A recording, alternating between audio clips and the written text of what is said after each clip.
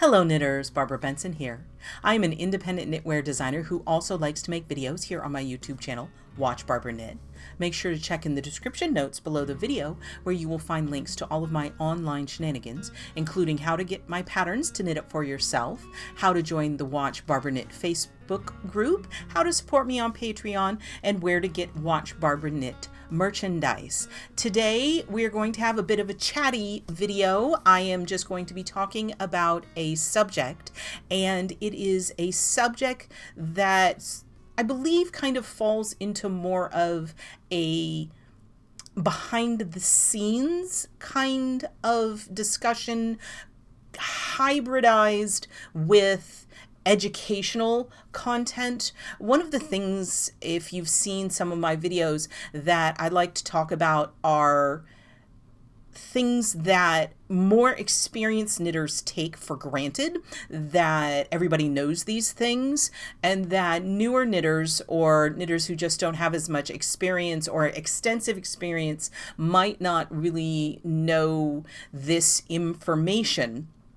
And what I want to talk about is exactly what it's industry standard to expect in a written knitting pattern. Because, my job, what I do is I design knitwear. So obviously the first part of that is to come up, the big part of it is to come up with the idea and knit it up and make a beautiful thing.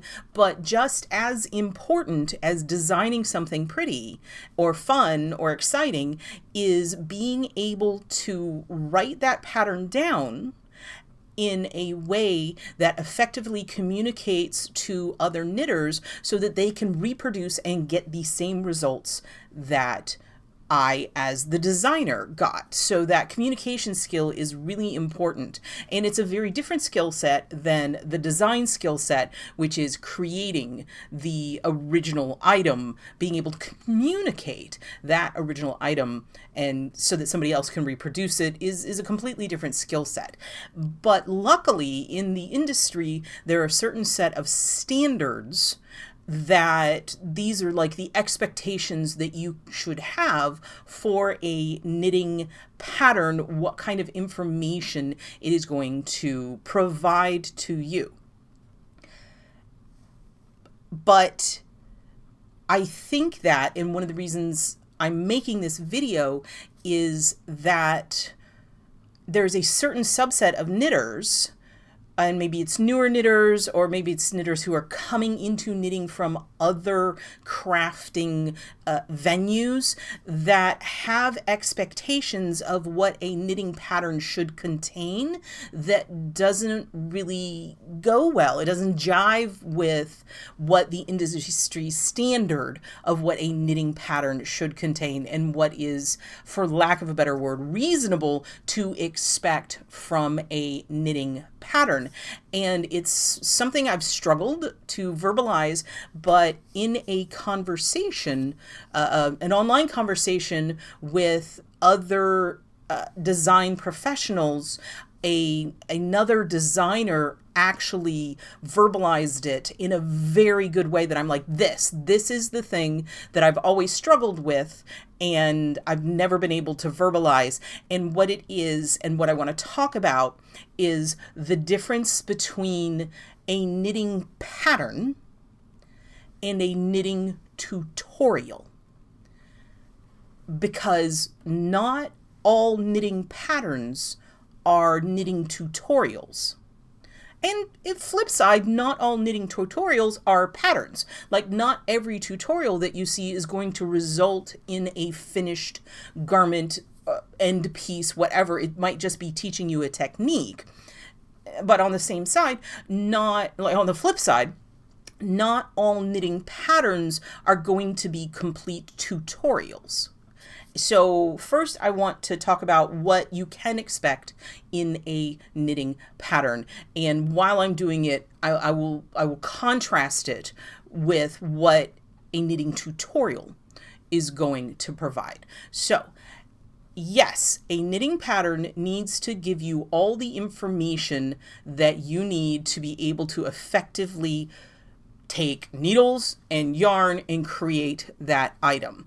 But the level of information differs between a pattern and a tutorial. A pattern needs to tell you how much yarn you need, what kind of yarn you need, what kind of needles you need, what your gauge needs to be.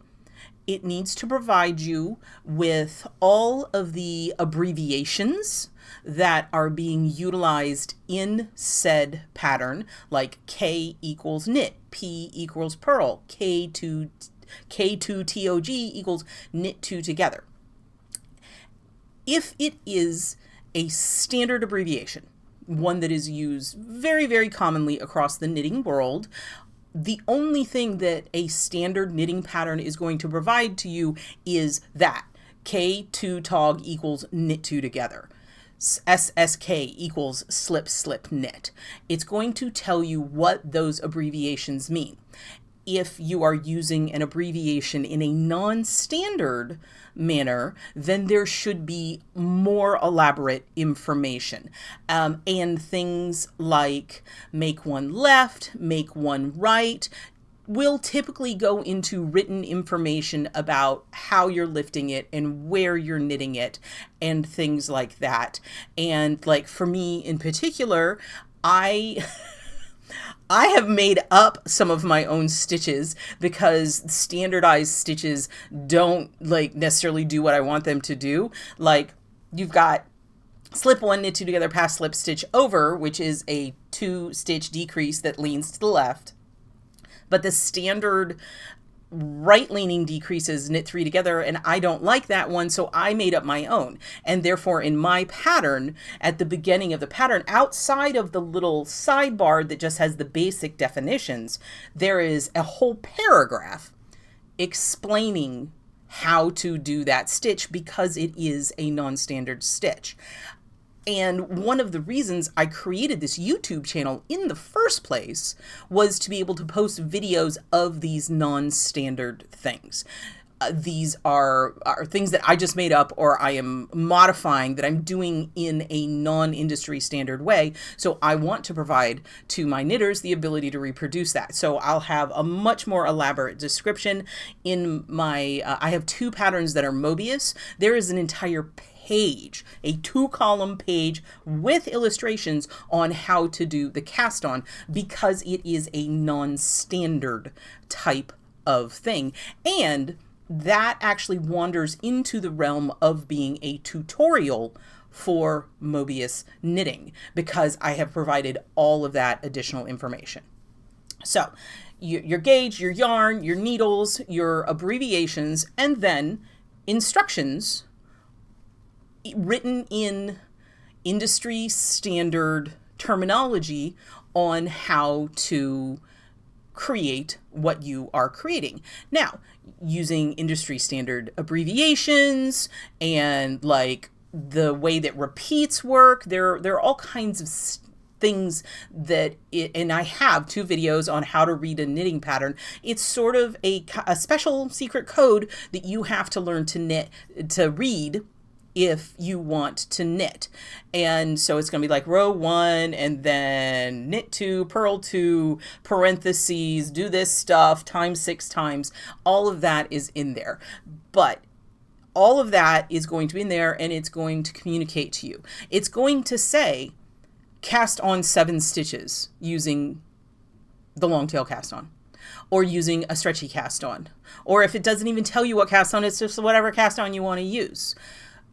What a standard pattern is not going to do is say cast on X number of stitches using long tail cast on and then give you a 3-paragraph with pictures step-by-step set of instructions on how to do a long tail cast on. If you are just buying a standard knitting pattern, if it says cast on using the long tail cast on, and you don't know how to do the long tail cast on, it's really incumbent on you, the knitter, to go to YouTube, to go to Google, or go to your local yarn store and to learn how to do that technique.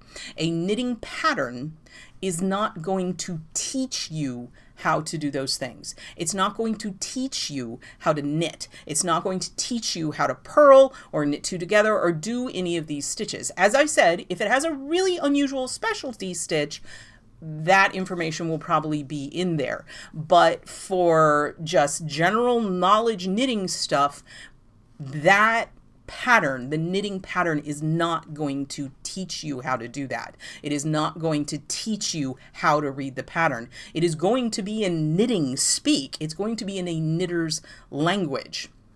Okay?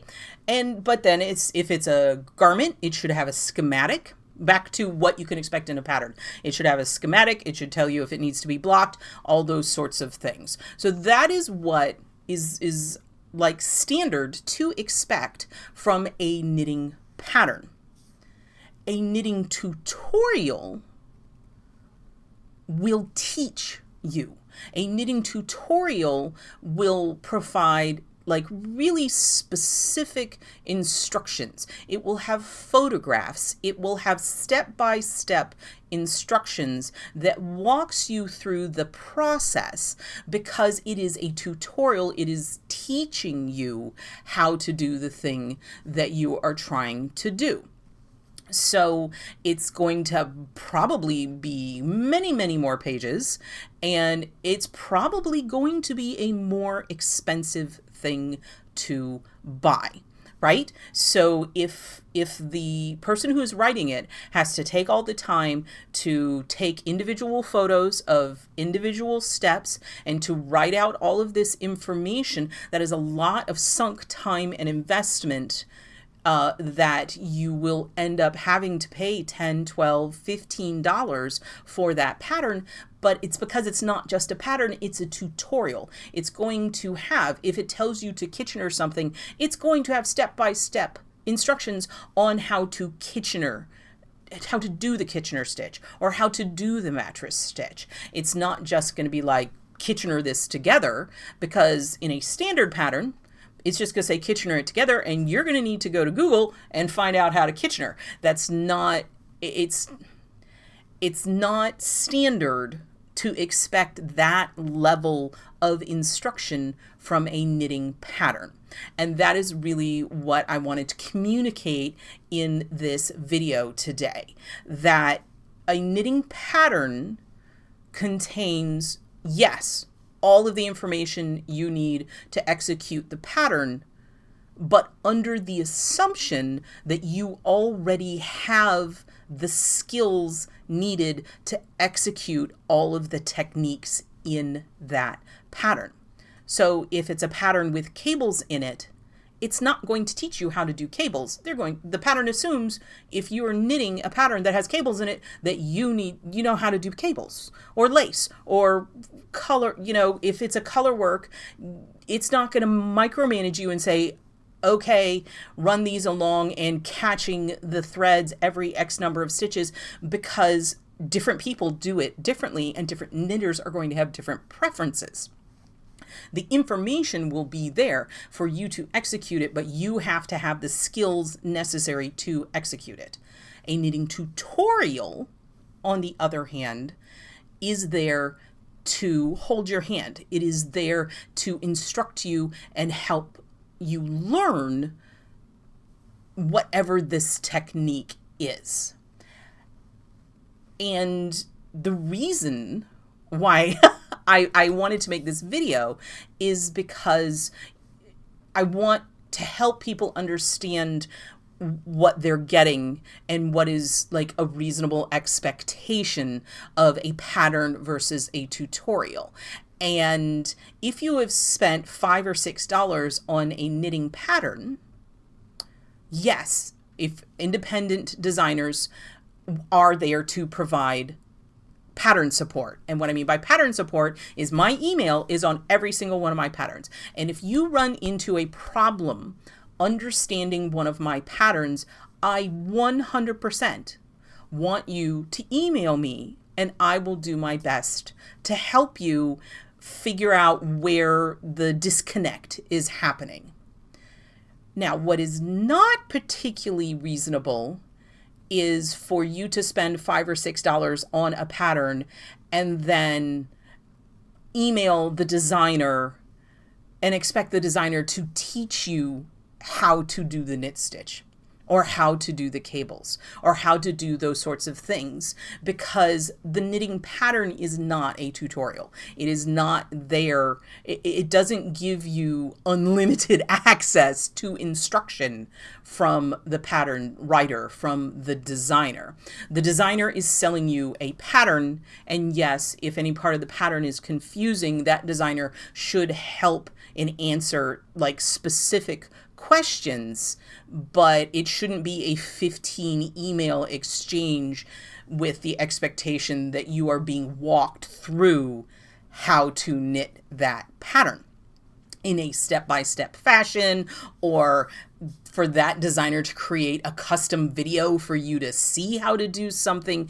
That's a tutorial.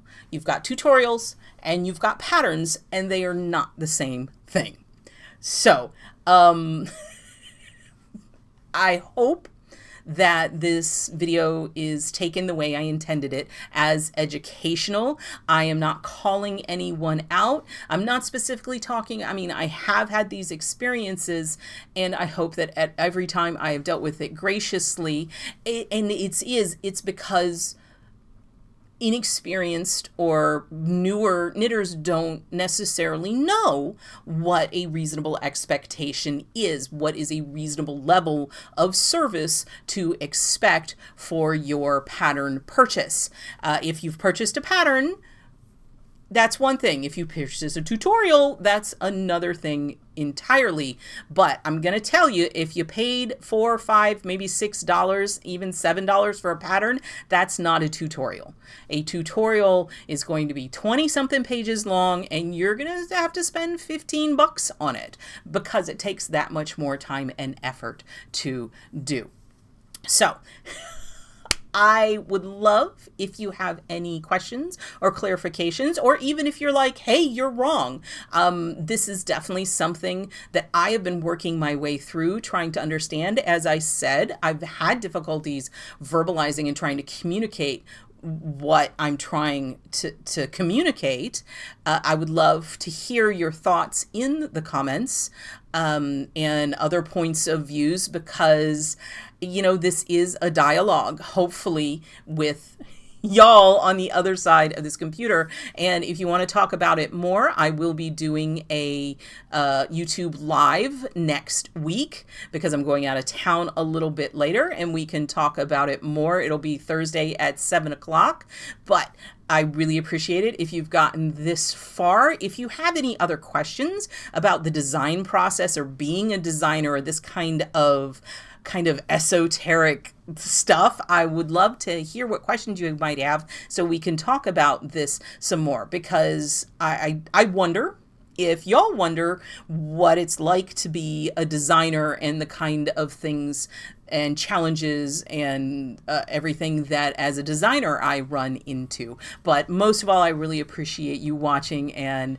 hopefully it was at least a little bit entertaining. So if you like this video, give it a thumbs up, click that like button. And if you would like to be notified whenever I upload a new video, please subscribe to my channel and select notifications. Thank you so much.